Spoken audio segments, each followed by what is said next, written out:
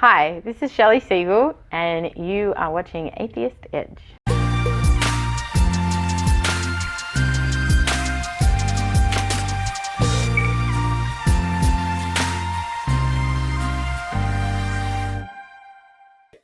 Okay, so Nicholas Soutter from the show In Time.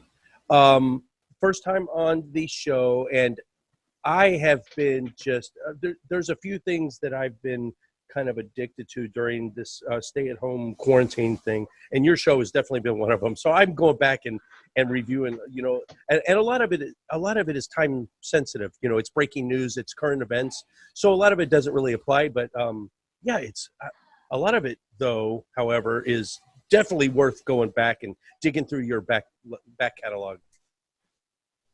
Oh, thank you very much. Yeah, I love the production quality is just no one comes close to it right now. It's I think you're on a fast track for something very big, and not to say that non sequitur will ever be back. My hope is it will, but this is what I think the non sequitur would be looking like this time if nothing had happened. That's how I kind of see it. I appreciate that. We get that from a couple of people, and we've heard that. That's good. We take it seriously, and everybody who works on In Time, which is it's a significant number of people, we all take it seriously, and we all are doing our best to have a quality show, and that includes the production values, but that includes obviously host engagement, and being good with our guests and making sure that it's a quality product for everybody. So that's what we do. Speaking of host engagement, great segue. You just fed that ball right to me. So how are you enjoying the new talent? Courtney and I are getting along great. Nice. We've switched over some of how we do the production. For people who are curious about the back end, we've switched from OBS to vMix, which is a much more powerful software, but we're having a bit of a lag problem. And what happens is we hear each other about 2 or 3 seconds past when we should, and that's making it very hard to mesh and communicate. And it's like we're still learning each other's patterns and rhythms for this kind of thing anyway. So that's slowing us down, and that's having an impact. But we're talking about it, we're working through it, and the reality is she's very interested in doing a really good job, and that's sort of the number one requirement. And then the second thing is we really do get along well, and we've got a rapport, and we're just trying to once we deal with that issue, and you know those kinds of technical issues can throw you off as a host. So she and I will start talking over each other. We'll start it, and it's not because of anything other than this lag on the back end. We're working on it. We got to fix a few other technical issues. There's been a lot of changes recently, but I really enjoy having her. She offers a great perspective, and she's really what we need. And I think it's spectacular. And she's sort of learning. We have a culture to the show, and she's learning that, and she's really fitting right in. It's working quite well. So we couldn't be happier. I knew this day was going to come. I kind of feared it, and I was excited for it. So I'm having to share her. Now that I'm leaving the show, and I may or may not come back, even more important for her and Chris I don't want the show to die. At the very least, even though I'm leaving, I'll be involved behind the scenes enough to where the show will never actually die. I would like, Courtney's got a full-time job. She splits her time between you and us. So, I mean, she's burning the candle at both ends as it is. So I'm not expecting any more from her. Chris is the only other guy, smart as hell. He's got a full-time job. I don't know if he's going to be able to step up. So at the very least, worst case scenario, this show goes into some sort of like limited, maybe 1 upload a week instead of 3 a week. Not archived, but just not as active, and less current shows and more like highlight clips, little digestible clips from earlier stuff, until I can get maybe give that until the end of the summer, and I'll see where I'm at. I might make a comeback, but yeah, she's a diamond in the rough. I knew she was going to spread her wings eventually. At any time, like the big shows like in Austin want someone in person in studio, and they want someone from Atheist Edge. Courtney is the face of Atheist Edge, and I'm okay with that. I've told both of them that I'm okay with eventually being relegated to behind. I know my place in the food chain, they've got the smarts. I've got the drive and determination. You know, it's a military thing, trying to keep people on schedule. I do have some things to offer, but they're all behind the scenes type of thing. You know, keeping people to a deadline, holding people accountable, messing with the, you know, the equipment and doing the tedious editing. So I'm still cool with that. Okay. Well, and you know, she and I have spoken about that a bit, and I mean, the reality is she's co-hosted in time, and so that means that her other projects are something that we, as our own, you know, show are willing to discuss and engage on. And I don't know where she's going to land on it, what she wants to do, but we've offered assistance as well, and we obviously have a production team, and we have the ability to assist Atheist Edge. So it's you know, if it's something where she and Chris and yourself would want some assistance with, would be happy to engage with that. So we're talking with her about it, and we're actually going to talk about that, I think, later today. It's a three-way partnership, but they are encouraged to grow this after I leave. Well, after I step back in a limited capacity, they're free to make whatever they want out of this channel. And being an odd number, we vote on everything. Like when we booked David Silverman, but it got voted down. There was 4 of us at the time, but it was a majority vote to go ahead and not invite him to the show. I'm not saying whether I personally was happy with that decision, but again, it was a majority vote.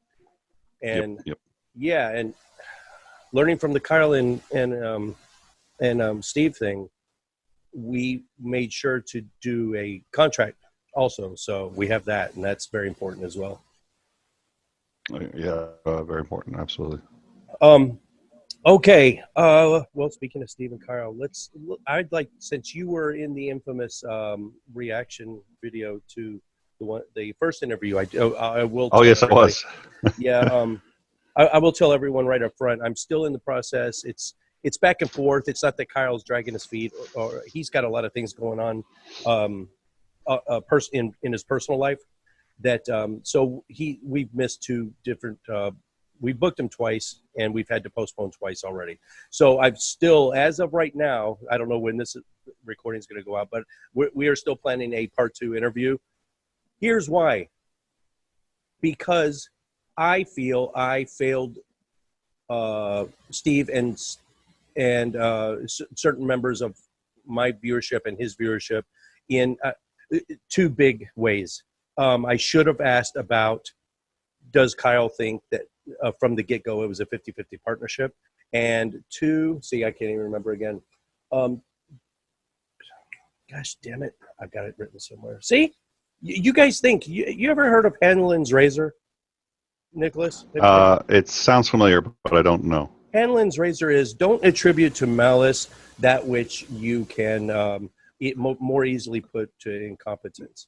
And you know, that's right. a lot of the criticisms levied against me.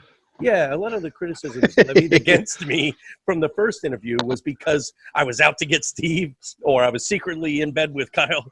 Guess what? It's just because I'm a dumb Marine, dude. Really? I'm not joking. I got same thing. I get a lot of claims of malice or whatever.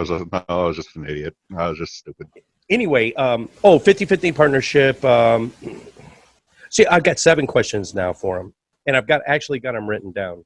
Do you have, what's the name of your lawyer, for instance?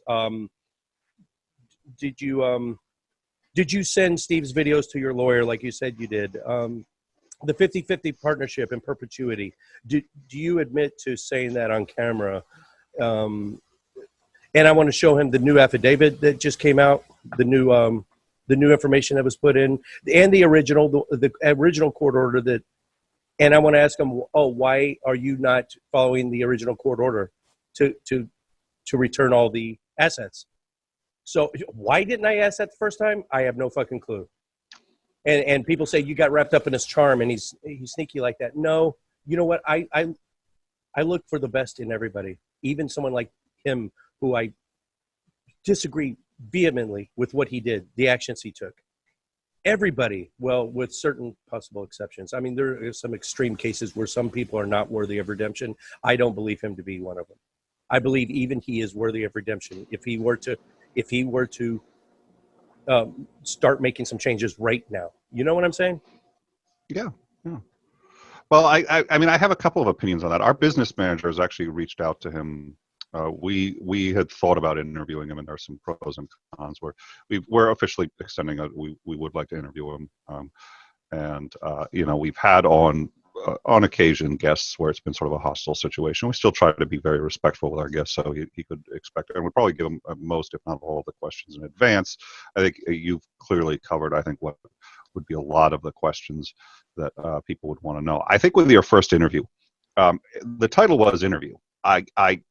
When I was looking at it as an interview, I was just like, whoa, dude. But you explained actually very clearly early on that it wasn't an interview, despite what the title said, which I think is where a lot of the confusion. You explained that this was really your chance to rectify something that you had thought you had done wrong, and I was impressed with that. And I think that's a good quality. I think if more people did that now, I think in my view, there has to be a couple of caveats to this kind of. Let's assume that you felt that you had jumped to a whole bunch of conclusions and you didn't treat them fairly. Let's assume that even 80% of those conclusions ended being true, but you still didn't give them necessarily the benefit of the doubt. You still shouted him down. You still engaged in sort of tribalistic activity or whatever else you still may very well feel you owe him an apology. And I think that's a good thing, because we should, regardless of the consequences, we should always try to be fair, and we should try to be. And so if your complaint was that you didn't follow your own standard, you wanted to apologize, I think that's a really good thing. Nick, can we just hit these one at a time, because I'm writing so many notes. Yeah. I fear I'm gonna. Oh, sure. Oh, yeah. Okay. So yeah. The name interview, absolutely correct. It was brought to my attention, hey, you at least need to change that title, because it really wasn't an interview. It was basically you getting some shit off your chest. So guess what I did? It's one of our 23 commandments for our show. Admit when you're wrong and never double down. So what did I do? And you know who gave me that advice? Is somebody that was hostile to me.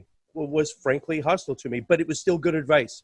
And I did it for her, and say, I have a lot of opinions about her, and I'm not going to say them, because another commandment is to resort to name calling, and don't engage in hostility. The way she went about that, I feel was wrong. And again, I think everyone's worthy of redemption, and I think that there is a possibility that even she's smart as shit. We're talking about Chesh, for viewers that don't know, Cheshire Vic, and for those of you that don't know who we're talking about. But she's smart as hell. She very detail oriented. She wants to make us enemies. She blocks me on every social media. That's unfortunate. I would rather at least, no matter how we feel about each other, at least let the communication flow. And maybe we can resolve some shit. But yeah, she was the one that said, yeah, you should at least change the name and the name of the title. And I did. I changed it.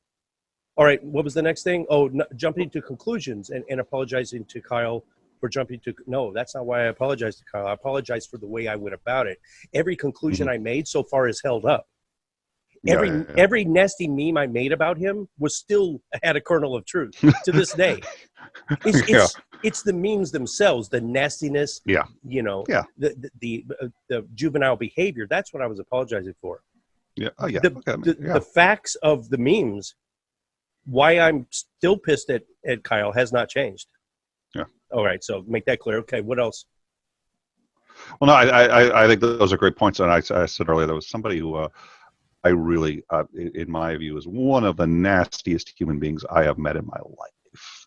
So a very nasty fellow, and I do not like him, and he's one of the most manipulative human beings I've ever met, which means he actually gets a number of people who do like him for a period of time. Most people figure him out pretty quickly. Nonetheless, I accidentally doxed him.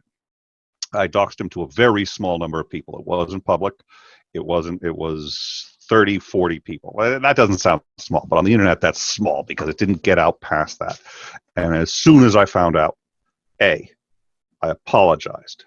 B, I said how it happened. How did I get this wrong? C, how I was going to fix it in this particular instance so that it was rectified. And D, how I was going to fix it so it wouldn't happen again to anybody else. All that went out publicly. That's still all out there. An apology to him. I don't like doing it because I don't want. He is actually probably not going to sit there and use that as a. But nonetheless, there you go. That's an apology. You sit there and you know, if you're sincere, I really detest the person, but Good you on do you, what's man. right. So That's thank you. that's integrity. See, that's in the Navy and the Marine Corps. The three core values are honor, courage, and commitment. Sometimes that falls under courage, and it falls under all three. Having the courage to do it, to suck up your pride, you know, and yeah, the honor is the integrity, you know, piece of that. Well, that's why I appreciate, you know, what. So yeah, I think it's clear to me. And you had said Cheshire Vic was really smart.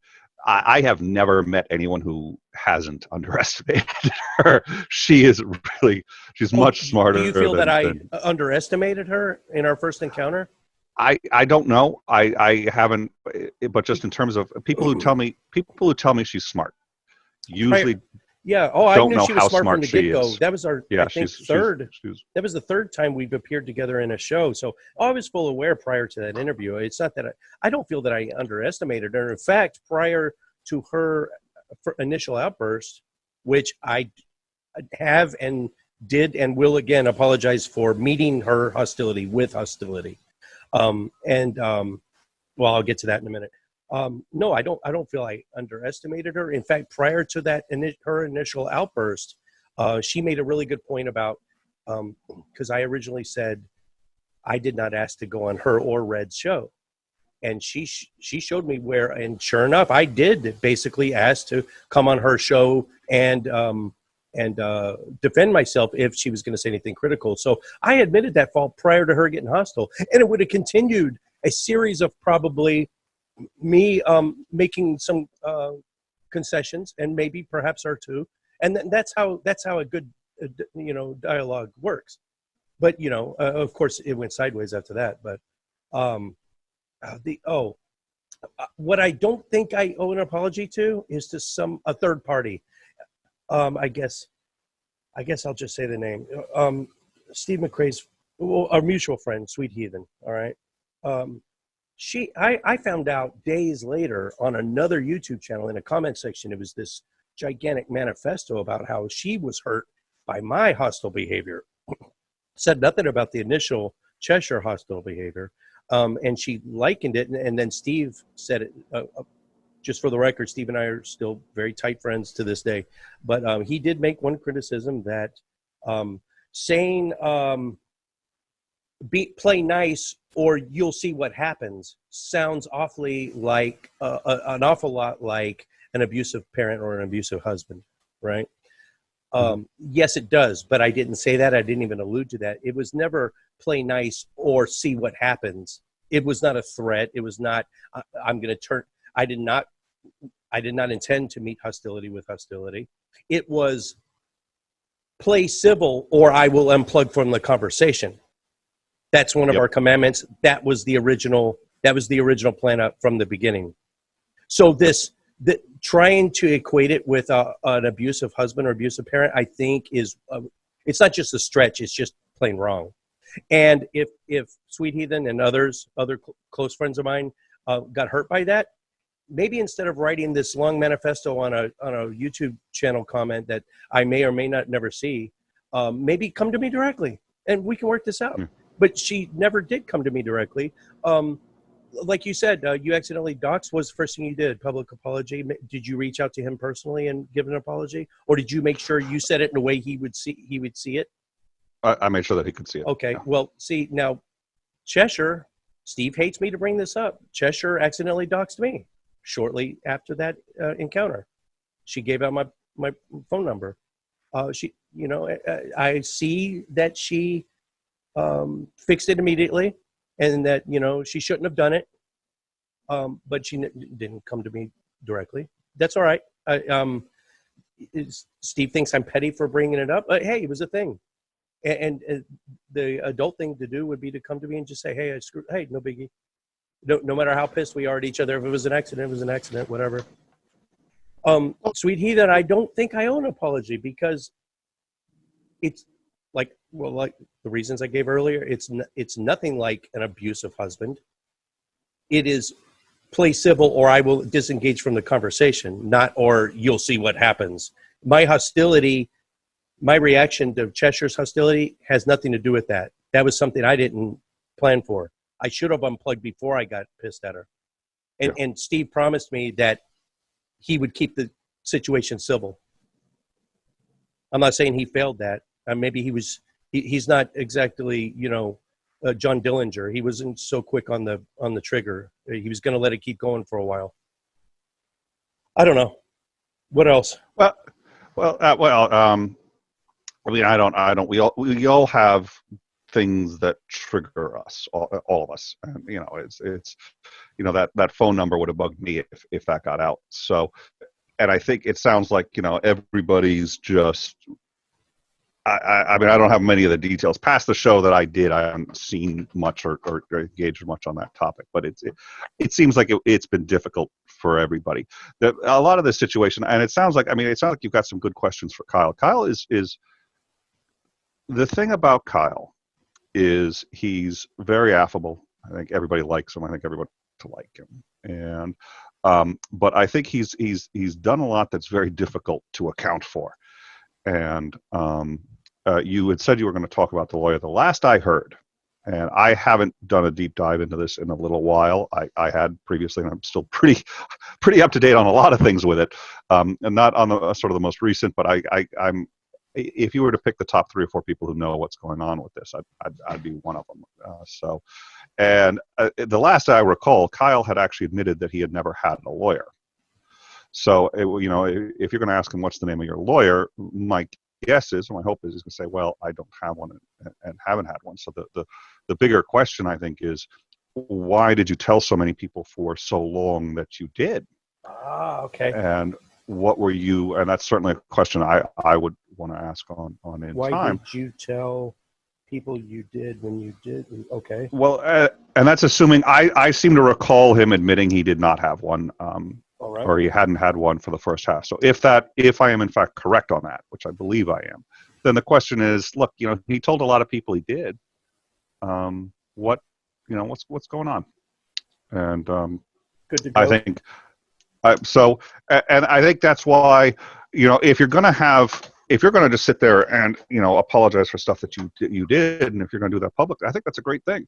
But yeah, if you're going to engage in an interview, there are some honest and difficult questions that I think he needs to be asked. You're right. Absolutely. I should have done my homework. It wasn't the focus of the interview, but I absolutely, you'd have to be an idiot to believe, I would have to be an idiot to think that it wasn't going to come up.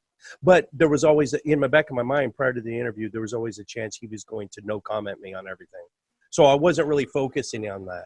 I was thinking he was going to say, hey, that's an open court case. I can't talk about any of it. Then when he started just saying, hey, I'm open to whatever question, I was like, oh, shit, I really didn't have – I was like tap dancing, And so many detractors in so many of the negative criticism levied against me for that was that I was unprepared, granted.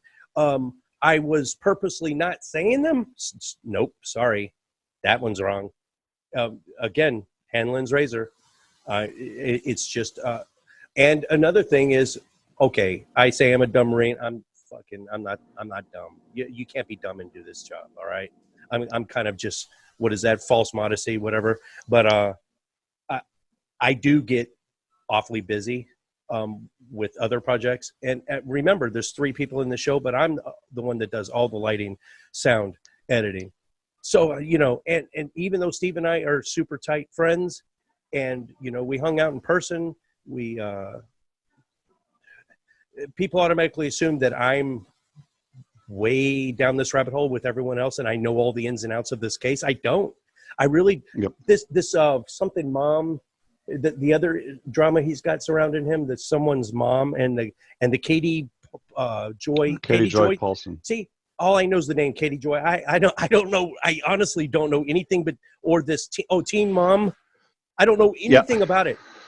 I might have hit rave consider tops. yourself lucky. Yeah, I Consider mean, yourself lucky. I mean, I might read something and I might digest it, and it just goes down the bathtub drain, because I'll read it and I'm onto something else. I really, honestly, right now, I'm telling you, my honor as a Marine, I don't know any of the details surrounding Teen Mom or Katie Joy, or if those are even connected or anything with it.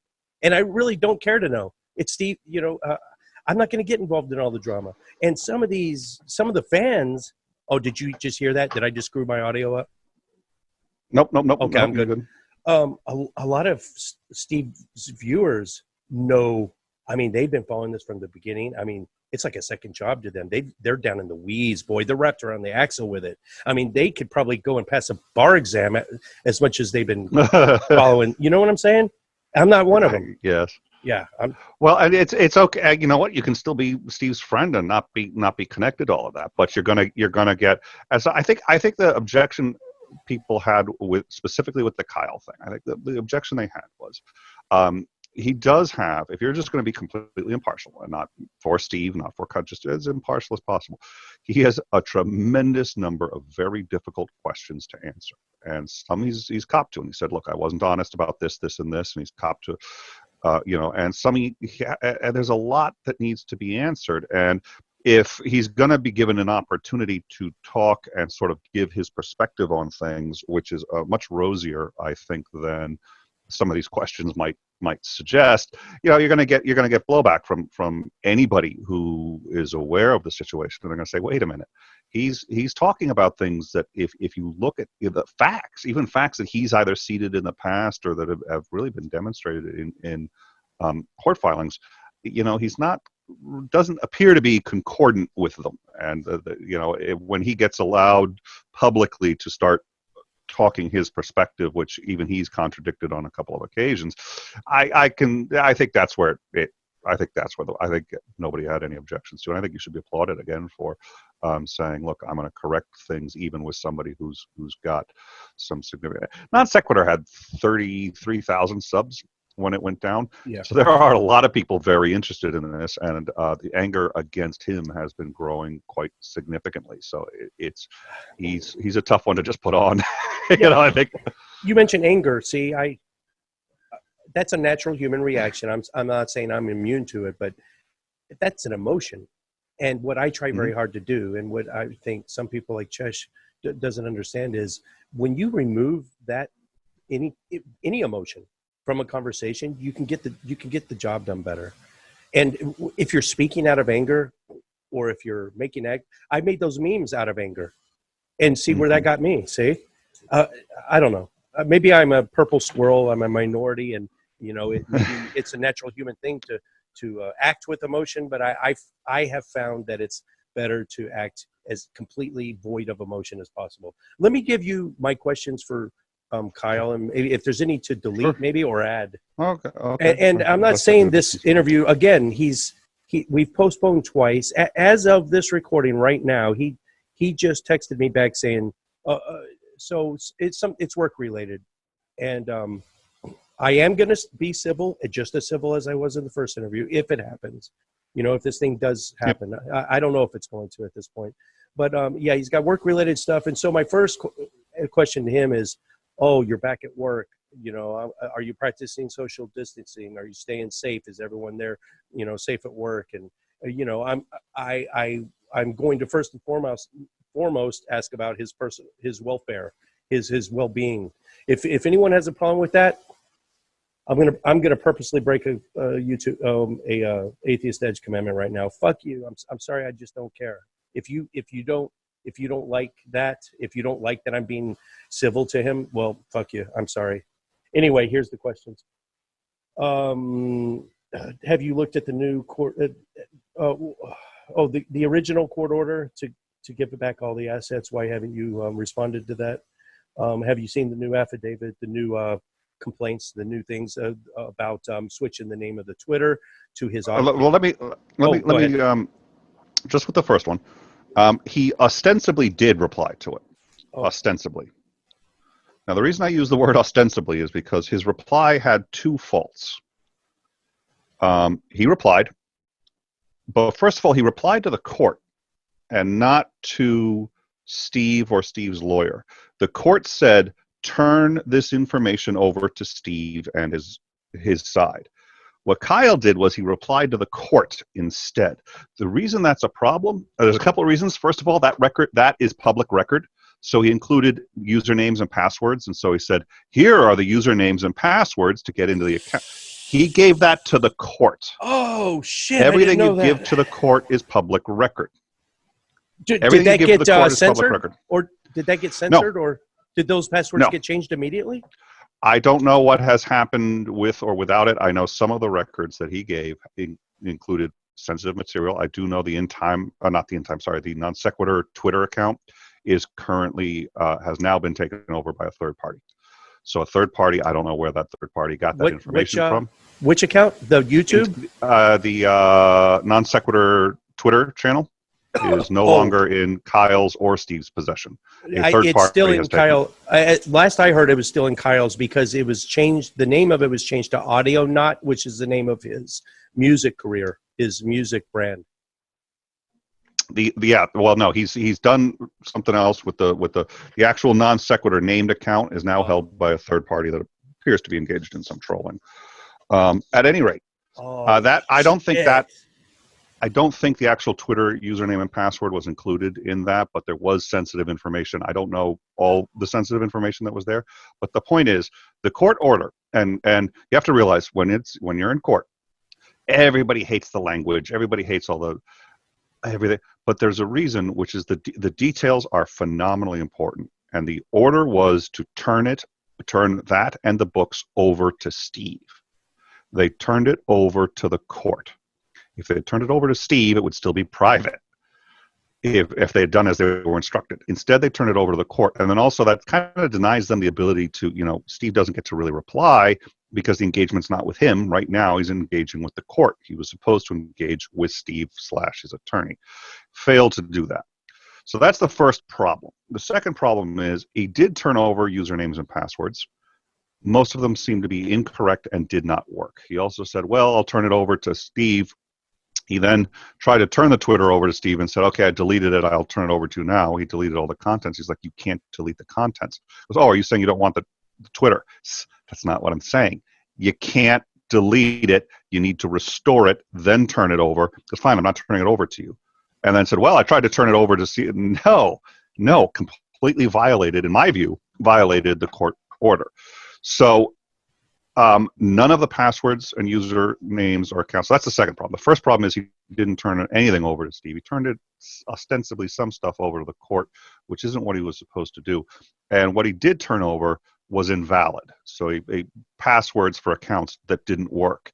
He said in his, if I remember correctly, it's been a little while since I looked at it, and I've been very sick, so I'm still getting back up to speed. But if I recall correctly, he had said that he complained that he could not just turn the YouTube channel over to Steve. What he had to do was he had to invite Steve to be the owner, and then Steve had to accept, which is in fact correct. He said that he had sent the invitation. Steve never got that invitation. Now, is it possible that there was a confusion? Sure. But Kyle appears to have been quite dishonest about a number of things to date. So the fact that he said he turned it over, the fact that the passwords for the accounts didn't work, and when all is said and done, Steve hasn't gotten one of the properties, not one thing that the court ordered Kyle to turn over. Hasn't gotten any. Okay, let me stop you. Pause button real quick. Okay, so instead of did you receive that court order? It's apparent he did, so I'm crossing that one off. So you to Kyle, one of your responses to the judge revealed a lot of passwords and account information. Were you aware that was public? Are you aware that the non sequitur Twitter account is now owned by a third party? It's probably hacked by trollers. And did you really give Steve? Did you really re-add him as owner of the YouTube channel? And if so, why hasn't Steve? Steve is claiming that he did not get that invite request. Okay, let's continue. Yep. So And you could limit these to just combine them into. But yeah, I think you're Right. getting the idea. So he did reply. Now the other thing is he is now replying. He is now saying that actually none of this. He doesn't. He's going to challenge the entire court case. But the reality is, by saying turned over this words, by trying to turn over at least some of this, that is a prima facie acknowledgement that this is owed. So he's going to have a problem, I think, going forward, saying that, well, I really don't think I should hand any of this stuff over, or I don't think he already said he was handing it over. He already, quote, attempted to. So if Once he you tries to attempt walk it, that back, yeah, yep, you're basically admitting culpability, right? yep. All right. So So he, okay, go ahead. no, well, no, and he now appears to be walking some of that back. He's trying to get the verdict vacated. He's Oh, right, trying right. to So that's yep, still in progress, right? That his yep, that something he filed that basically requested that it get thrown out due to him being yes, served incorrectly. So correct. that hasn't been ruled on yet, right? It hasn't. It should be soon. It's been Okay. delayed because the courts are going slow. All My right. suspicion is there's an 80% chance that he is going to fail on that. There's about a 20% chance it'll take. If it takes, everything has to start over. I don't think it's going to take. See, if it It's takes, possible, but it doesn't negate. I mean, it does negate everything, but it starts you back at square one. It doesn't get rid of everything. It just means the process has to be okay. I mean, which is odd because, he's delaying the inevitable if he does that. well, sort of. What he's really trying to do is to tap Steve out of money because he doesn't have to pay for a lawyer. Kyle isn't getting a lawyer. This doesn't cost Kyle anything, and that submission for vacating that submission appears to have been done from an online form. Yep, Legal's It Noon. doesn't I saw it appear at the like, bottom. I remember yeah. that. So, and it was just, looked it up. Here's a thing you can try if you end up losing, just go for a vacate. So if he vacates, Steve has to start over again. It doesn't cost Kyle anything. And my suspicion is he's just trying to run Steve out of money, run Steve out of, and then at the end he loses anyway. But he hasn't actually contradicted any of Steve's claims to the best of my knowledge, publicly or privately, too much. He's acknowledged most of them by now.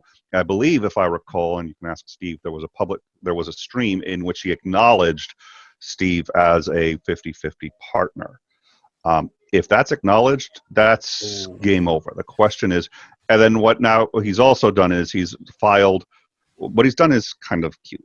He's filed a claim saying, okay, now that I've been found, or that Steve's been found a partner, he's also on board for the liability. So not only does he get the money benefits, but he's on board for the liabilities too. And here's a liability I never mentioned to anyone. I hired myself as a third-party contractor. And I think he's claiming, if I recall, this is off the top of my head, $60,000 worth of work in 2 years. Interesting figure. Yes, he is billing non sequitur for $60,000. Steve would be on the hook for half of that, so that's $30,000. Then deduct from that whatever the show made. Long story short, he is saying that Steve owes him about $10,000. But that is contingent on Steve being a partner, because then he would be liable. So he is, in one hand, saying Steve is a partner, and that's why. And I, by the way, without Steve's permission, hired myself as a third-party contractor, and I billed out. Here's the rate I billed at. Here's the hours. So now non sequitur owes me this money. Steve, I've already taken, and he basically admits he's taken all the funds from non sequitur to pay back a huge chunk of it, and what's left is $20,000. Steve is on the hook for half that. Yes. He would have to show receipts, and those receipts would have to have dates and a way to prove that that's when they were billed. He would. Yeah. Yep. He did something kind of close to that, and we covered that on In Time. Oh, Not as professionally as we should have. I think we're all a little tired of it. But he didn't have receipts. What he did do was showed comparables. So he showed somebody else who was doing similar work, but that person worked for Time Magazine. There was somebody who worked for like the Disney Channel, and he's saying, well, they bill at $150 an hour, so that's what I'm billing at. He doesn't have those credentials. He doesn't have that schooling. And we had some serious trolls saying, well, what does that matter? That matters what you can get paid for in the marketplace. It's not comparable. So at any rate, he's making this claim on one hand, apparently, that, okay, Steve was a partner, so he owes me 10 grand. And then on the other hand, now he wants to get this finding that he was a partner thrown out. So I don't think he's got a particular strategy other than throw everything at spaghetti, throw everything at the wall, see what sticks. And I think that's a little frustrating to some people. So one question I would ask is, I think you were right. Was Steve a partner? He has essentially admitted that on a stream that was broadcast live. I did hear that, yeah. Yep. And then now he's admitting that in a court filing where he's asking for 10 grand from Steve McRae. But now he's also sort of denying that and trying to get this ruling thrown out. And has he really spoken to a lawyer? I don't think he has. And one thing that's been my view from the beginning, I've said this, I've gotten a little blowback from this. I'm glad he's engaging.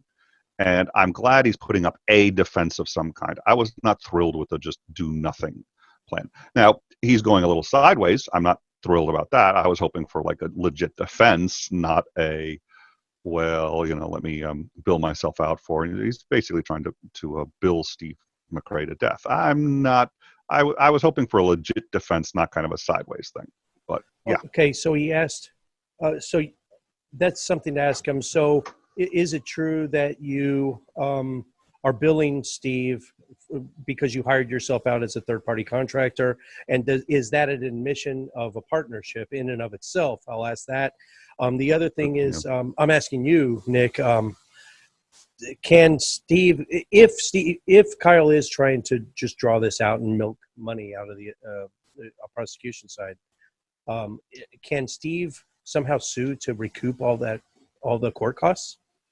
He can, because this is a mandatory complex business, and in North Carolina, especially if fraud is involved, which as of this moment, Kyle was found liable with the fraud charge because of the default. Once that happens, Steve can sue for triple damages, at least in regards to, I think, 2 or 3 of his 5 claims. He can sue for triple damages, and he can sue for legal costs. So he does get the legal costs back. The problem is you can't get blood from a stone. And, there's only so much money you could get from Kyle. He's got a job now. It may be, I've had conflicting reports about whether, as I recall, you can actually garnish wages for defaults under certain circumstances.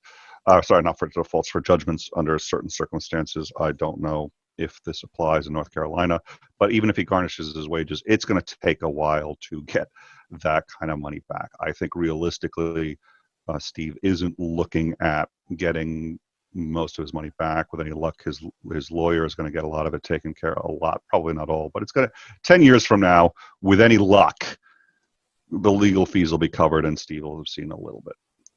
My final question to him that I've got written down is, see, in the first interview with him, I made it very clear, hey, I don't think this is going to go well for you. Are you prepared to pay back $60,000 to $100,000? I wouldn't want that bill hanging over my head. I went on at length about how long it would take me personally to pay that back, and I think, he's an ex-con. I don't know what he's doing for a living, but it can't be a very skilled profession. I don't know. Maybe it is. I don't know what kind of job an ex-felon or a felon can get. So, I mean, it would conceivably take him a long time. Or I want to ask him in this next show, are you prepared to pay that back? How much, if the judgment comes down, or do you have a plan for paying for that? That kind of thing. And that's really all I've got, Nick. I don't know. I think I'm going to do better than the first time. And I was, of course, I said before, I came in very unprepared. I had this idea he was just going to say no comment to all of it, and we were just going to talk about, everything but the court case. And maybe I would, get around it and just talk about, what has life been like for you during all this? How has it been affecting you? How do you think it's been affecting Steve? Are you regretful that it, just talking in generalities, are you regretful that, you made the decisions you did, that kind of thing?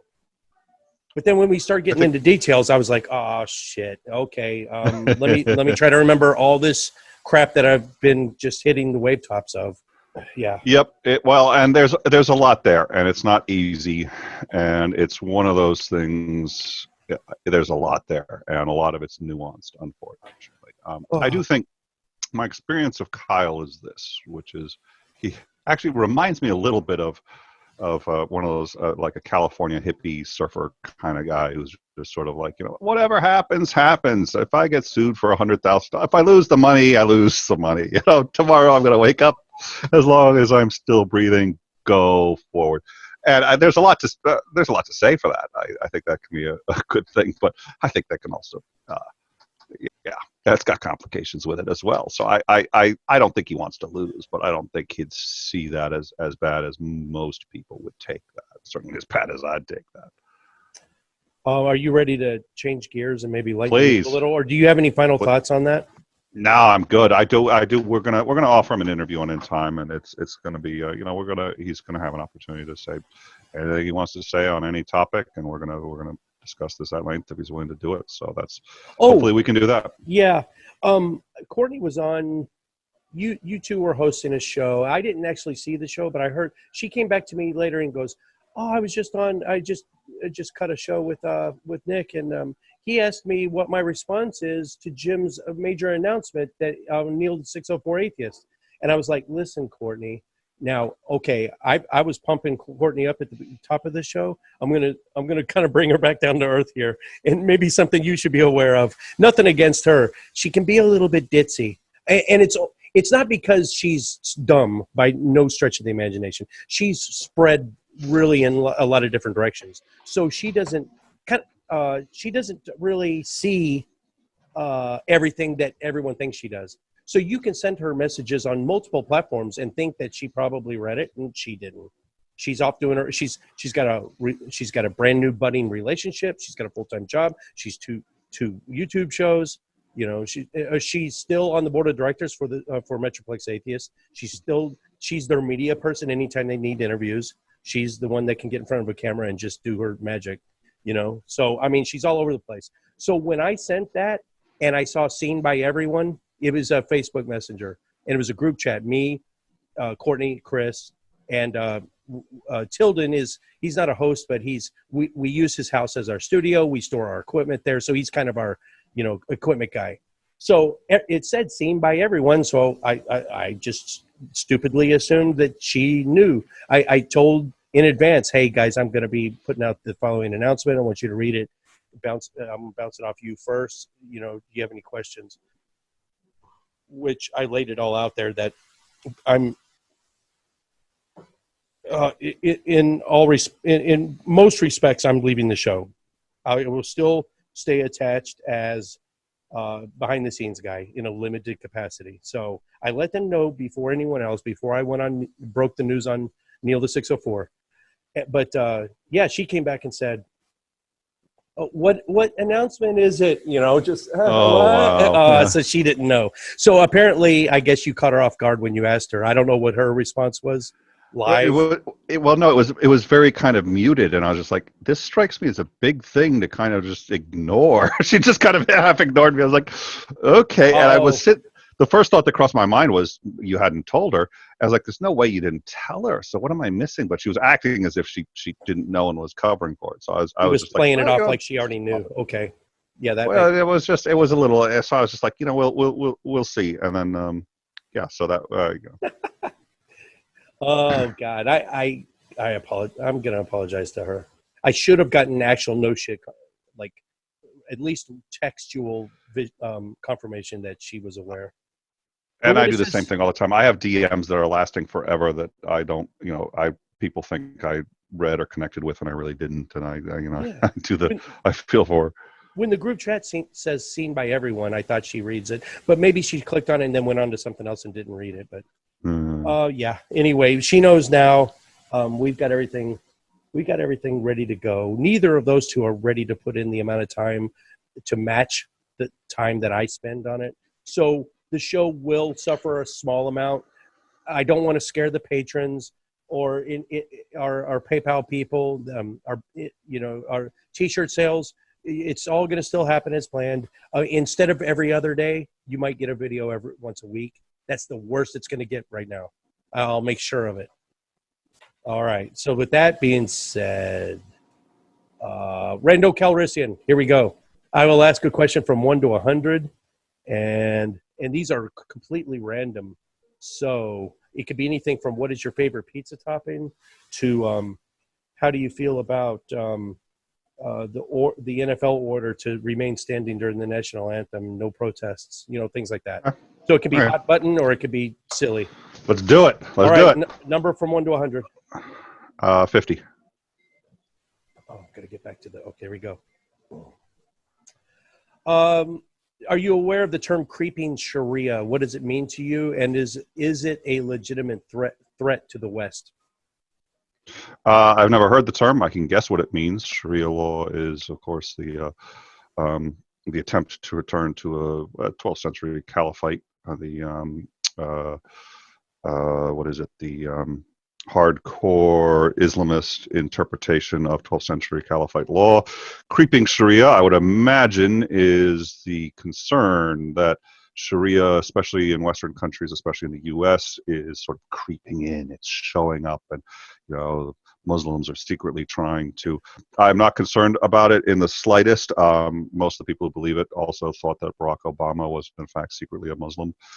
We are scared of that, which we do not understand, and if we truly believe our values are superior, which I think for the most part they are, then we should invite people from other cultures to be here. Yes, there will be some more people who believe in Sharia when they understand what Western culture is like and why. Many of them will deconvert. Some won't. Is what it is. It's not creeping, and it's not going to take over in the U.S. so long as we hold to our values, one of which is having an open and honest society and discussion. It's silly, and I don't entertain it. Nailed that shit. Let me give you one counterpoint, though. Please. A woman in my local atheist group, she's still a Danish citizen. She's working on getting her green card, though. She lives here in the United States, married to an American. When she was, damn it, I can't remember the name of the town she lived in. But she says in many of the major towns in Denmark, there are. She has seen this is firsthand anecdote, right? She's seen with her own eyes gangs of Muslim youths that go around and try to shut down bars. And I've since done some research on it. There is some legitimacy to it. I've seen some news articles that combine that with maybe like the machete beheading in UK. And I know there's technically no such thing as no-go zones, but there are zones where communities police their own to some extent. Do you believe that's a portent of anything more, or is it going to be confined to just this cultural anomalies? 50-50. That's a very good point. That's a really good point. That is the counter to what I said, and it's got some validity to it. Especially as you see huge influx of immigrants, and some countries, I think Spain has had a number, Italy has had a number. Because of violence in the Middle East, they have to go somewhere, and you get this huge influx. Russia has had a very serious problem with it. And then what happens is, yes, they do bring their cultural values. When we have Boston has a huge Irish immigrant history, and they come and they bring a lot of their values and the way they do things, and it does change the city. It changes the state, and I think, by the way, hugely positive. I mean, it's been hugely positive. When you have a huge influx of immigrants, that's not creeping Sharia. That's not. I would consider that something else. But that is an immigration of Sharia, and the total number of people who believe in Sharia law in that country is going to go up proportionately much higher than it used to be. Yada yada yada. I think the fighting against that is the same. You hold your values. You show why your values are superior. I'm a little cautious of stories of beheadings and people who've been attacked, or and it's happened in the U.S. We've had some Sharia related attacks in the U.S. Here's the thing: the U.S. has a population of 330 million. 330 million people. That's a lot of people. There's attacks of all kinds. There's KKK attacks in the U.S. This, you see everything. And what happens is, because of the way television works, it brings it into my living room, and I think it's happening everywhere. The KKK burns a cross in Alabama, and all of a sudden, the KKK is on the rise, man. Charlottesville is, and by the way, creeping white nationalism, thanks to a certain elected official has been a problem. But first of all, that is actually creeping, because that we haven't seen a rise in the number of white national immigrants. We haven't seen a number of, there isn't more people. It's just that the effect of what's there has been creeping out into this. But there's an ebb and flow. Again, stick to our values and you push back on it. But the influx of immigrants, that can cause immediate short-term problems when if in the Netherlands, or actually you had said, where did Denmark. you say? Denmark, thank you. There's a huge influx of them, and the culture clashes, and they haven't had time to assimilate. I wouldn't call that the creeping. That's a translocation of it. You have a sudden influx. You do have to find ways to deal with that, but again, you try to stick to the sort of Western ideals and values. You don't try to suppress it. You try to find ways to allow them to operate within the community as much as possible. If they can't, then you're going to have other problems. But allow them to practice their religion in as much as they're keeping their rights and the rights of others intact. And, it will subside. It will subside. They will assimilate. And if people say, no, they won't, no, they won't. There'll always be a few that don't. But that's true, again, of any culture and this isn't an exception. So, but yeah, it is a problem. I'm not going to sit there and say it's not a problem when you get a huge influx and they refuse to budge. But it's one that's dealt with by patience and time, not by panicking. Assimilation does not mean sacrificing your cultural integrity, and it takes time to assimilate. I mean, look at even the Irish. It took a long time for them to assimilate. There were so many businesses that they denied jobs to no Irishmen need apply signs, It takes time to assimilate any culture. That's a great answer, Nick. Okay, let's do another one. 1 to 100. 5. I have found that the lower the number, the higher of a chance of hitting a hot button topic. So hopefully, have you always, you've probably talked about this on your show, but it would be interesting for me and our viewers here at Atheist Edge.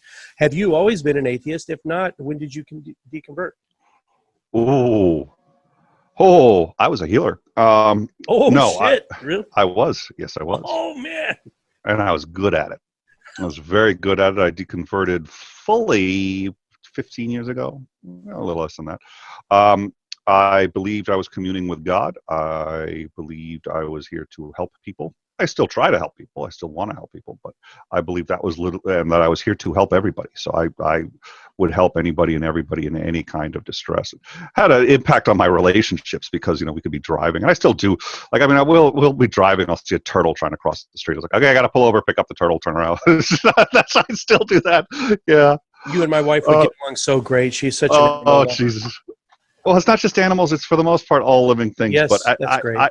I had really thought it was sort of that I was communing with God, and God was telling me to do that. And my deconversion story is interesting. I was born again actually for about, I don't have an egg timer, but I was born again for maybe 15 seconds. My faith started to as things just didn't make sense to me, my faith started to wane, and then I kept asking for a sign. And then one day I said, look, I'm going to quit if I don't get a sign. I know, God, you don't give signs. I know there are reasons why I'm asking for an exception. Please give me a sign. And then a cross lit up me in the sky. And it just lit up, and it was gorgeous. I was just like, first of all, I was stunned because I was always kind of believed in the Abrahamic God, but I didn't really believe like Jesus, the whole thing with Jesus. And I was just like, oh, wow, God's real and he's Christian. I was like, that's a shock. Like, oh, I'm so sorry. I'm going to study the Bible. I'm going to do all this other stuff. And then I started laughing my ass off. And here's why. I had tricked myself. That cross is very famous. In Massachusetts, it's reasonably famous. It's owned by an order of nuns, and they put it on top of a hill. And it overlooks one of the biggest thoroughfares. It's called Route 9, goes through most of Massachusetts. And it looks like it's hovering there. And it's beautifully done. Somebody really put some time and energy into this.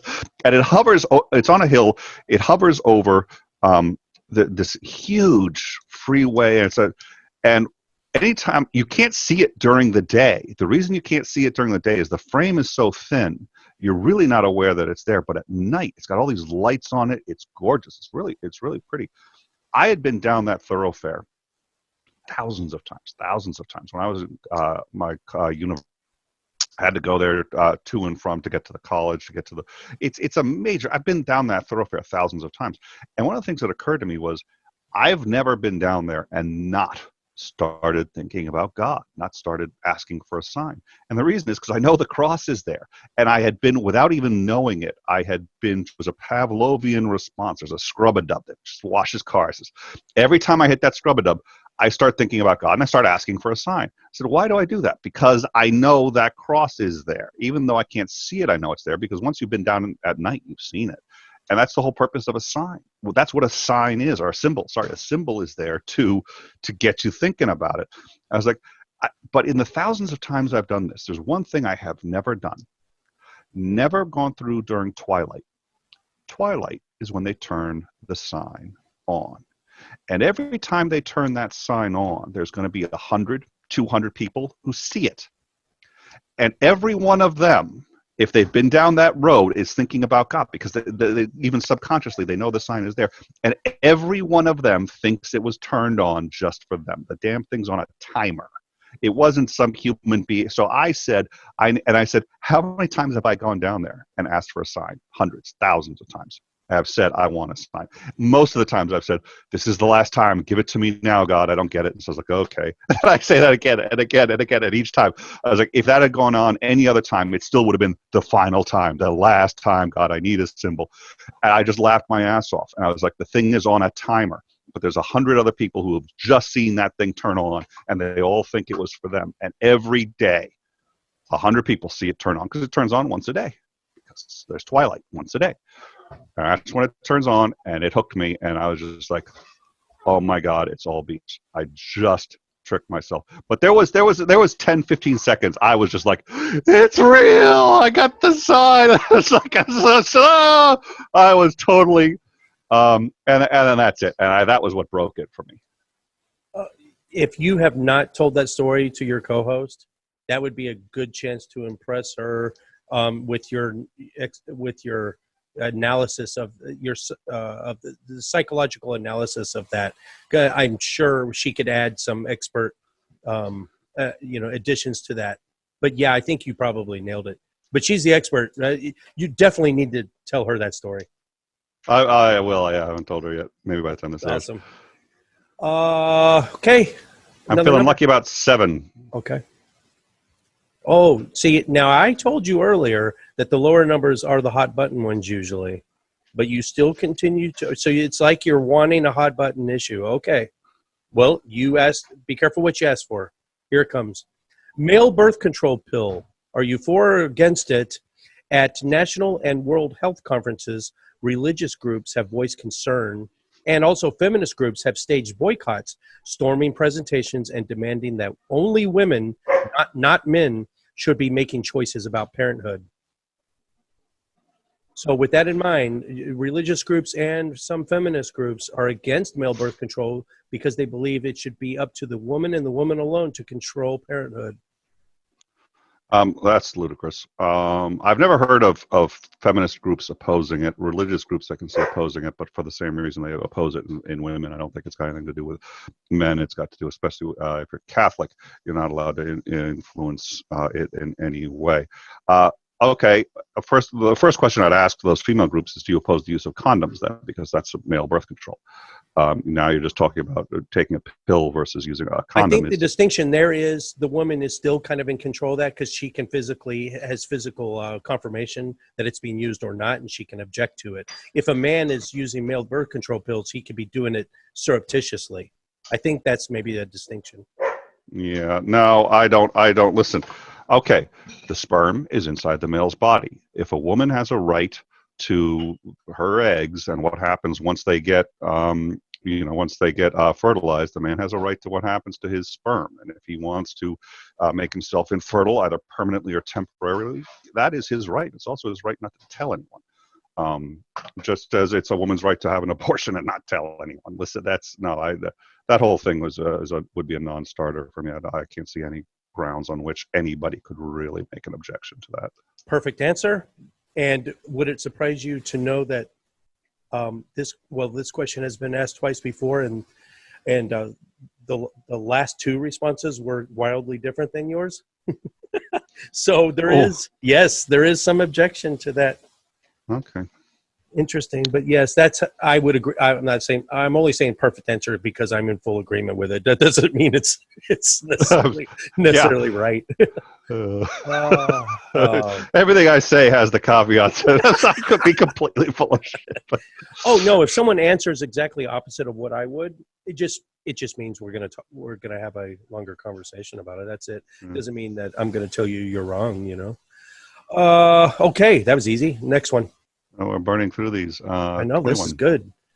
You're the exact opposite of long-winded Courtney. Okay. Oh, I'm pretty long-winded, but I don't know. Well, I have seen some of your shows, and you can be very terse and straightforward. And as far as YouTube pundits and personalities go, you are on the less long-winded side. You tend to be terse. I'm going to record that and keep that for evidence. I think some people would disagree with that assessment, but okay.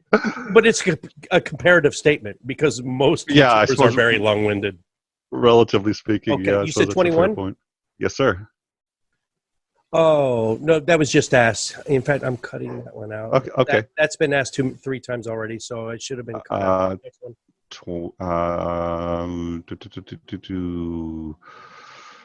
16. Gosh, you're in those low areas, boy. Okay.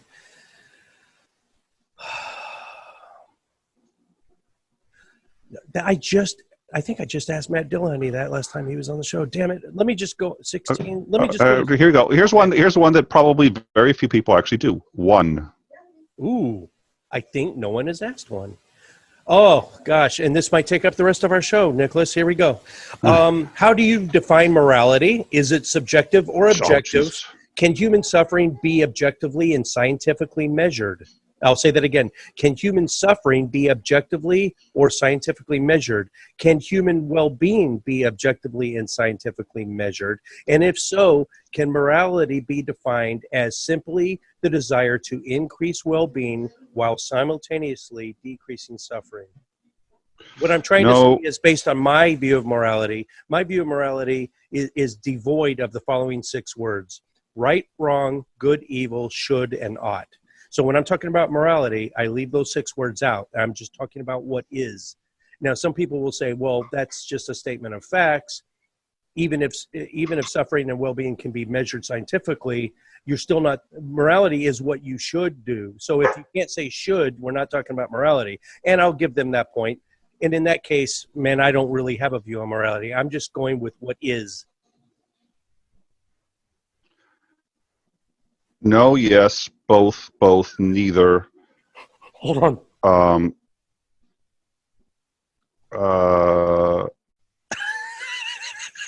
Yes. Oh, yes, Jesus, no. Okay, so you don't think suffering cannot be measured? Oh, then I got one wrong. Yes, I believe it. I would say I did get that one wrong. It was 2 yeses on the final. Yes, okay. And yes. Yes, it can be objectively measured. Yes, we can measure. So I don't think it's done right now necessarily, but you can hook up a brain and get a brain scan and objectively measure the amount of suffering that human being is going through. That's not that hard. I don't think it's something we necessarily do regularly. I think, is it objective or subjective? It depends on how you define those terms. Those terms are used very differently, so it's both and or neither, depending on the context. The reality is, I think when people say objective, usually what they mean is there a metaphysical grounding for it? Is there a grounding outside of our understandable reality that says these are the actual laws? In the same way that ostensibly, I don't necessarily hold to this view because I don't think this is how the universe is constructed, but ostensibly, the universe has these laws that have been imposed on it somehow. God, whatever you want to say. In the same way that these physical laws have been imposed, is there an objective moral code that has been imposed? The answer to that is no, absolutely not. I don't see any evidence for that. That would be a metaphysical, something higher than this universe that is saying we have to. I don't think we're that important. I don't think we're that big. I think we're a small species on a small planet. And my suspicion is there's a lot of life out there that's going to operate somewhat differently than us. I think most of where we get our code is from one part of the nature of the universe, which is that the universe appears to be roughly Darwinistic in one way or another. And this isn't because Darwin sat there and said this is how things should be. It was an observation. He just said this is how the universe. Not prescriptive. Thank you. Exactly. And I think that I'm going to disagree with Stephen Hawking. Stephen Hawking said one thing that I think was really silly. He said, and this was unusually and uncharacteristically foolish of him in my view. Stephen Hawking said, if we ever encountered life, it would probably end up really bad for us, because life on another planet, if it's intelligent, would probably wipe us out. Because if you take a look at what happened to indigenous peoples when peoples from other countries or nations encountered them, it was always bad for the indigenous people universally. That's true, but what he's talking about is interspecies. That's all human beings encountering other human beings. What would it take for any species to become powerful enough that it could get around the light problem faster than light travel? It could get here to do any of those things. What would it take? The only thing that I've noticed that allows us to evolve and improve our situation is cooperation. Cooperation is how we have developed what we have. The reason we have ethics is because without it, we would not be the dominant species on this planet. Any species that's going to be capable of faster than light travel, capable of reaching us, in my view, just judging by how things have been constructed here, they are going to have a greater level of empathy and sympathy than thus far we've been able to do. Now, we do have people who care about animals. We have people who care about lesser life forms like the turtle or whatever. But when we do more of that, we actually tend to find ancillary benefits. When we care about our environment, that keeps us from wiping ourselves out. When we care about other animals, it keeps us from destroying the food chain. When we ban hunting just for the sake of, look, there are plenty of ways. The impulse to go out and kill things is an important impulse. I'm not saying it's a bad impulse, so we should avoid it. I'm saying hunting just for sport. I'm not a fan of Ted Nugent, but at least he eats what he kills. I mean, he's ethical. I think that any species capable of reaching us isn't going to be, they're going to have gotten rid of a lot of the ethical things that we have that keep us down, the poor ethics. And I have to believe they're going to be capable of a level of empathy in excess of us, and probably A, wouldn't interfere with us too much, and B, if they did, would probably want to do so in a positive manner. That's what I see of our own development. And if I extend that to what would allow us to be successful enough to get faster than light travel, 200 years ago, Stephen Hawking, by the way, would have been allowed to die. Listen, he's not strong enough. We're sorry, we can't spend now we're sitting there going, no, he can contribute to society. And boy, did he. Yep. Because, he was already confined to a wheelchair and immobile when he came up with some breakthrough nature of atomic subatomic particles and especially Hawking radiation and the nature of the event horizon around black holes, supermassive black holes. Holy shit. Yeah. He contributed so much to society before, at a point where, he would already been thrown out by society. And part of why he did it was because of his limitations. One of the things that he had mentioned at one point, because he was talking about this, he said when he was at a party and everybody else was talking about the president, was talking about society, was talking about their families, he was thinking about physics. And he said, I got nothing else to do, so I'm in this chair and I'm solving these problems. And he likes the change of pace and he likes being around people, but he's still thinking about it. He doesn't have the ability to engage in some of the social distractions that other people have. So he ends up coming up with shit nobody else could. Why? Because we treated him like a human being and engaged with him. And because he was able to, people donated and people made his life possible. It seems to me the more expansive we are and the more inclusive we are, and that is a bit idealistic. There are downsides to that, and there are problems that have to be addressed. That's part of what, you can sit there and have these high ideals, but how that's done is learned by trial and error and through suffering.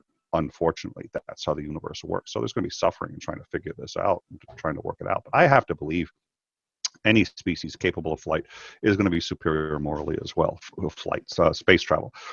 I think that's where we're think either we learn that compassion and we can survive, or we don't. I do think that one reason we don't encounter a lot of life is because by the time, look, 99% of the species on this planet have gone extinct. Here's a question: what if the universe is the same? What if 99% of the sentient life has, once it develops nuclear weapons, blows itself up? The ones that don't are the ones that can develop space travel and then move on. Why? Because they've got empathy, because they've got other traits that we have been unable to foster in ourselves. The old Fermi paradox. Yep, exactly. And I think that's yeah. Please continue. So or we can discuss more, whatever you want to discuss. So the morality. With regard to Hawking, that he got lucky that his discipline, it just beautifully fit.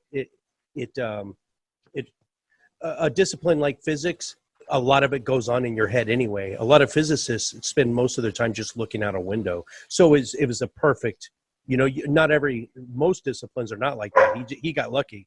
And when people say, I always tell a story. I broke my arm and dislocated my shoulder.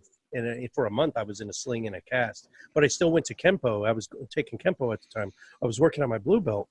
I had just gotten green belt, and I was starting on blue belt. And I came into class, and they were like, Jim, what are you doing, man? I mean, you're going to have to go heal up. We'll see you in a month, right? I was like, no, I'll just go. I just went. I couldn't take notes because it was my right arm, and I write like it's impossible to write left-handed. So I'm just sitting there watching all month. I came every day, sometimes twice a day, and just watched. And by the time that cast came off, I had not performed any blue belt techniques. And I went in cold and took my blue belt test because I had visualized it for a month exactly how I was going to do it. And I passed my blue belt test without ever having physically done the techniques or the katas. So a lot of disciplines are like that. You can just, observe it. Now, for the katas, have you ever done like any of the speed strike katas? Baby, or? Yeah, I got four black belts, tournament level kata, and the 1 point for a punch, 2 points for a kick. The cheesy tournament style. I've done ISKA, International Sport Karate, on ESPN. Had barely a bit winning record. Got knocked out. I've had 11 broken noses, and one of them was on ESPN. Ooh, and the lights went out, and it was horrible. I mean, it made everyone go, "Oh, he's not getting up from that." And then some arena level MMA fights in Houston, San Antonio. Yeah, so I was teaching it in my own brick and mortar studio at age 15. I fought Hoist Gracie when I was 18. Shut up. Hoist Gracie, full contact. I lasted about 45 seconds. Yes, I'm not kidding. Wait. He wasn't. It was not a sparring. Like you guys were going full balls out. Well, no, it was full contact. But we talked beforehand. He goes, "Are you sure you want to do that?" I was like, "Well, look, I'm not trying to. I mean, we'll tap out if I'm not trying to hurt anyone." Was it strikes involved or just grappling? It was strikes if I wanted to. He didn't let me. He moved into close range. Now I'm double jointed in every joint in my body, which he was not expecting. But I lost to endurance. I got out of a couple of locks, and then I finally just. No, okay. I used to teach martial arts, and I had studied a number of different styles. I combined them. Bruce Lee had combined Wing Chun and Kung Fu. If you take Wing Chun, yep. If you combine Wing Chun, I like to do Jeet Kune Do, but with Aikido, and the reason is because, especially. One of the things that works well in Aikido is Aikido works great once you've got somebody's hands, which is where Wing Chun comes in. Wing Chun, you'll do like a cross block. You'll come in, take somebody, and then poof, you go into Aikido. You can throw them in whatever direction you want. That's where I went, but I still I relied on hard styles a lot. So my endurance, if you do hard styles, your endurance isn't going to be what it is for a grappler. He had done his martial arts challenge where he said he would fight anybody, anywhere, anytime. And he was preparing. He had done 3 or 4 of the MMA. The average match when he first entered started doing MMA, the average match with him was 15 seconds. The longest match was 45. And I remember I was in California in the general vicinity of his school, and I was visiting a friend, but I said, I have to take this challenge. He's like, you're crazy. Like, it's like meeting the president of the United States. He goes, you're going to lose. I was like, I know I'm going to lose. There's zero doubt in my mind. None whatsoever. None. I have no illusions, but the chance to just to fight him. And I walked in, his older brother was there, Hoyron, and Hoyron was a fruitarian, which I did not know at the time. And but he, cuts off, peels an apple, and just hands it to me. And they're very gracious, very, I was a guest, and I was there. I was a little kid, kind of there. I wasn't there to cause trouble, but it was very. I think we did 3 rounds. By the third one, it was hilarious too, because we were done, and I was just like,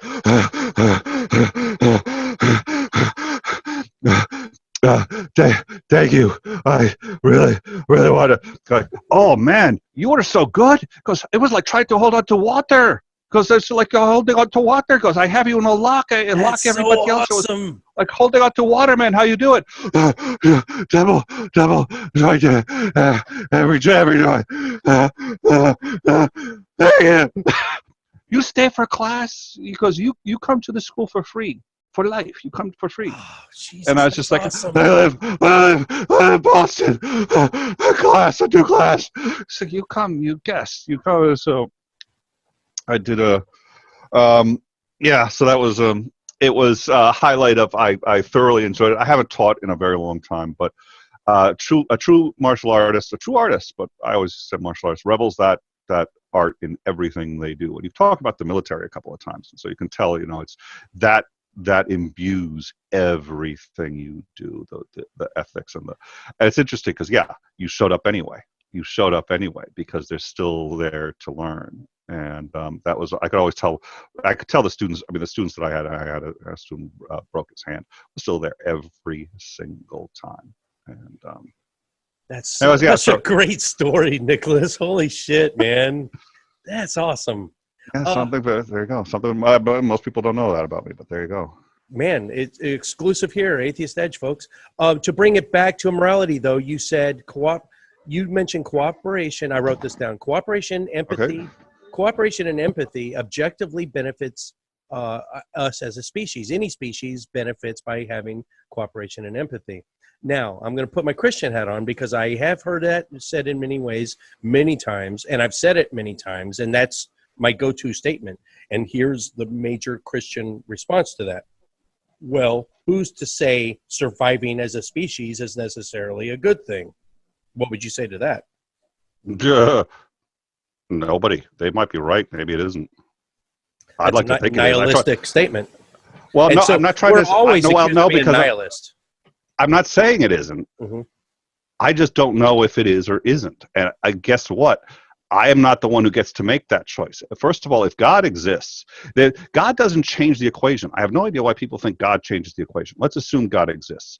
He is still ostensibly going to say we shouldn't. That's what Revelation is. We shouldn't be around. Most of us get wiped out. And God thinks in the end we shouldn't exist.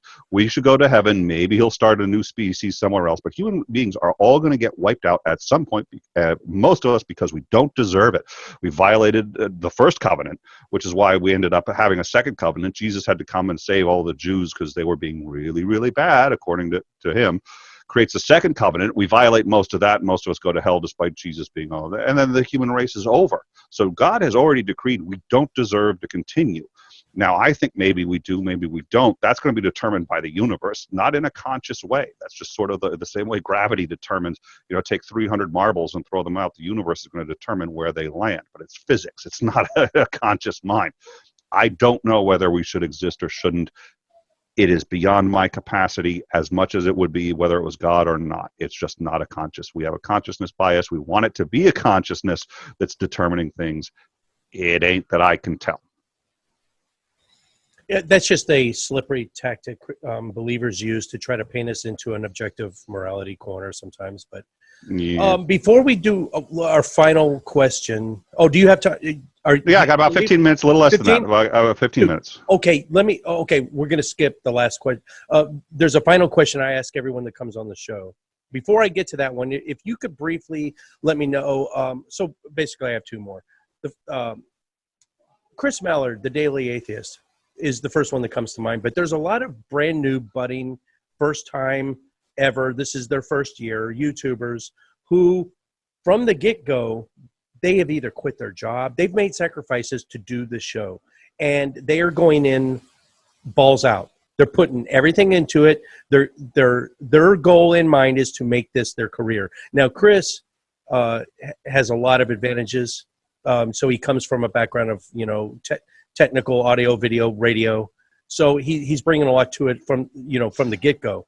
But there shows that their goal is to make this their full-time gig. And most of them, like us, like Atheist Edge, it's a hobby. We do it to have fun, to entertain, to, promote some healthy dialogue. And I think most shows are like that. Where do you fall? Where does your show fall? Are you looking to do, is this going to be a full-time gig? Is it already? What are your goals? Where do you see the show in 10 years? I am a writer. I'm also an educator. I'm certified to teach grades 4 through 8 and 9 through 12 in 36 states in the union. Last I checked, but they changed the laws. English, social studies, and computer science. But I'm actually a writer. The first book I wrote was this. Critical acclaim, commercially a failure, but Midwest Book Review said that this should be required reading for anybody in this country who questions authority. I'm going to add that to the description section. I'll add a link. Oh, perfect. Okay. Yeah, that's on Amazon. All right. It was also hailed as required reading for every high school student in the country. So that's the first thing I wrote.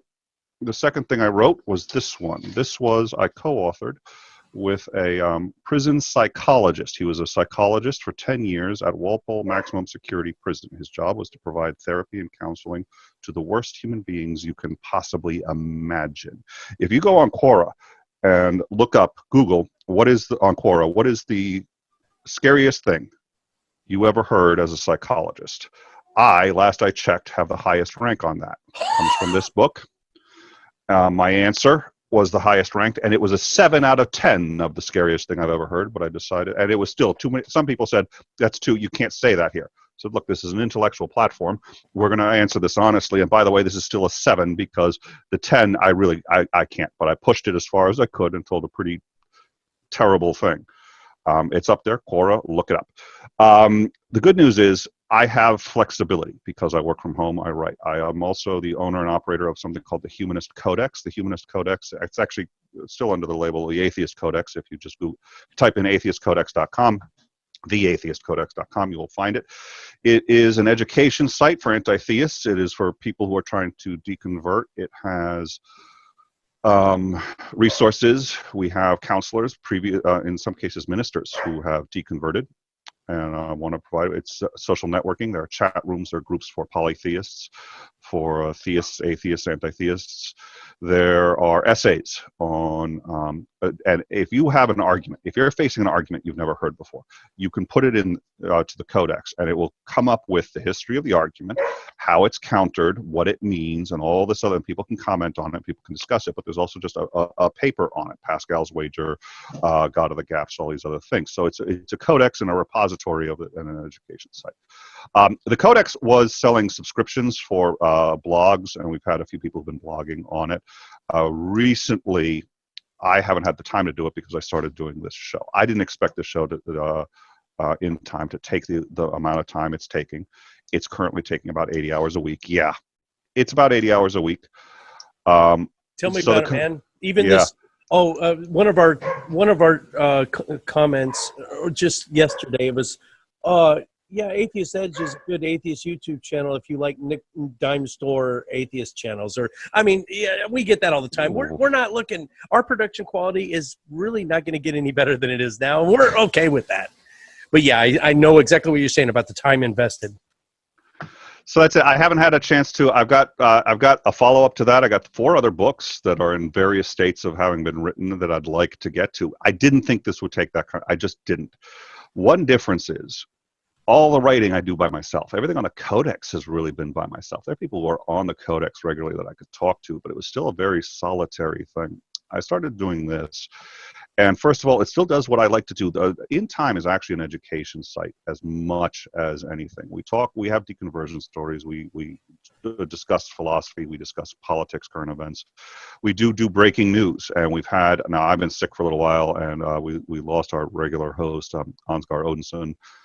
But during the when Iran fired missiles into Iraq and hit the Iraqi airbase, we were broadcasting every time there was serious breaking news. That was about 3 times a day at all hours. He would wake me up and say, "We got breaking news." We'd be live with it. We covered the actual rocket fire. By the time he and I were starting to warm up and get ready to go live, it takes about 20 minutes to go live. No U.S.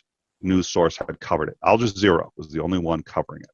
By the time we went live, Fox News was the only, believe it or not, was the only U.S. NBC, CNN, ABC, MSNBC. None of them had it, and most of them didn't have it and weren't covering it until we had been on the air already for about 20 or 30 minutes, and we already had how many rockets had fallen, airplanes getting scrambled, when the jet was downed from the it was the Ukrainian jet got downed, the Ukrainian airliner got downed. We then had on, and we have correspondents, so we have a list of correspondents that we can call up when it's live, and we say, "Listen, we need somebody on the air now to explain this to us." We had on a Navy anti-aircraft specialist who came in and said, "This is what you'd look for to see if it was an accident. This is how you know." And I'm looking at this. I'm telling you, this was an accidental shooting. It was not a system failure. We had footage of the plane actually coming down. We were broadcasting that live.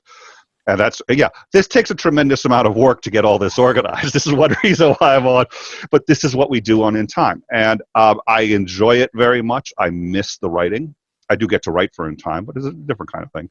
I miss the codex. It's still up. People can still reference it. But a lot of the social, I mean, if I'm not engaging on the social media stuff, a lot of other people don't show up there. We did have a chat room just for debaters, though. So for people who, myself, Jim Majors, Tom Jump, a few, Cirrus, we're all going to go in and just practice our debating skills and all this stuff up there. But so I'm a busy guy right now. In Time, I'd like to get In Time. We just about had In Time situated where I could probably just do 20 hours a week on it and do everything else. But then my co-host, or the founding co-host, Ansgar Odinson, left, and once he left, the workload dramatically increased, because obviously it'd have to be replaced. The work that he was doing had to be done. I'm not nearly as good at the work that he was doing, so everything changed, and we were in the middle of changing production. So it's, you know what, and then we found Courtney, and she's been doing a great job.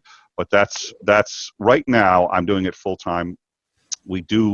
We have some patrons. We need patron support. We do a patron hangout, but because I'm doing this full time right now, and because I do need to justify my existence and bringing some in, we lost some patrons, unfortunately, when we lost Ansgar, and which I completely understand. But the patrons do keep the show going, and we do meet with them at least once a month, and we're going to start doing twice a month once we get back on schedule. But right now the show is full time. Where do I see it? I'd like to see it such that in a few weeks we have a consistent schedule. We're still doing the breaking news, and we committed to doing that well. So we actually have a number of people that we speak to in other countries who, when they get the breaking news, they just contact us right away. We stay on top of it. I'd like to do that and keep doing that, because I think that's a good public service, and people really got to rely on us too, because we were confirming sources, and we were staying out of speculation. We were getting experts. I'd like to keep doing that, but other than that, I'd like the requirements to get down to about 20 hours a week, and then I can get to, doing other stuff. We have been doing breaking news on the coronavirus for quite some time, but there was breaking news every hour on that. So we went to a daily update schedule, and then I got sick. I got tremendously sick. I'm still recovering. It wasn't the virus, was it? Yes, it was. Wow. It was, and that's a long story as to that. So you are staying. So is that room your home right now? Are you? Yeah, I'm quarantined. I'm quarantined. Just the room you're in right now, and the bathroom. No, I actually do get the whole house, because by the time here was the problem. We were already self-quarantined because our state was essentially in lockdown. We had been out a few times, but by the time I showed symptoms, I'd already been contagious for 4 days. My wife got it 4 days after me, so she's going through it. So we're all going through it. There's a level 1 trauma center right nearby. If you want to know about that, there's an episode. I think you're going to like this episode. Check out our episode. It's just called It's from like a week ago. It's just called Triage. And just check out the interesting, because it talks about what is triage, because people don't understand the brutality of triage and what's happening in Italy right now. And that's the other thing I like doing, is trying to connect people to what's really happening in the rest of the world, because you make me this is unbelievably wish serious. I was still going to be active on the show, because there's just so many other. I mean, the martial arts aside, we could do 2 hours on that easily. Oh yes, we could. It would be. I would enjoy that. And it's been then too long. yeah. If you've already talked about your experience with getting the virus, I can go back and look at that. But yeah, we could talk. I haven't actually talked about that. I took so many notes just now. I wish your channel nothing but the best. I concur with your hope for its continued success. As far as the breaking news thing, when Ansgar, that would have meant that he must be getting like Google or some alerts, and not just following the major networks, but the fact that Ansgar caught Al Jazeera when it did, and no one, and he scooped every other major network. That means he had to have been getting alerts and staying on top. Okay. I love Courtney. She brings a lot of expertise to the table. She can offer a lot. I don't expect you to get that kind of support from her. She's just too spread out. It wasn't just coming from, I mean, Ansgar was, the people who were notifying Ansgar and I simultaneously. So, Right. but if I'm asleep, Ansgar wakes, and he had the override to my phone. So my phone would be in mute, but he could override it if it was breaking news. And believe me, that drew some wife aggro, but I'm sitting there going, this is what we've committed to. This is what we've committed to. We're going to do it. We're going to do it right. So he'd call, and I'd be like, it's 2 a.m. What the hell's going on? A plane just went, a passenger plane, a Ukrainian passenger plane just went down just north of Tehran. I was like, fuck. It's like, yeah, I thought that would qualify. I was like, that qualifies. It's great you have family support. That makes all the difference. And you know, someone looking and listening to you would think you have like a background in radio or some sort of communications. I mean, your voice is comparable in, you know, to even, dare I say, St. Andrews. So I mean, it's you got some good. I'm not blowing smoke up your ass either. I mean, I think you and Courtney together. Oh, speaking of that second book, what was it called? I got it written down. Confessions of a Sin Eater. Sin Eater. If that book is what you say it is, that could be a completely maybe pre-recorded standalone. I would recommend that you and Courtney get together and do a standalone episode. Have her read the book ahead of time and let her bounce from her psychological perspective off of that. That would be an awesome show to watch. Actually, that would be really good.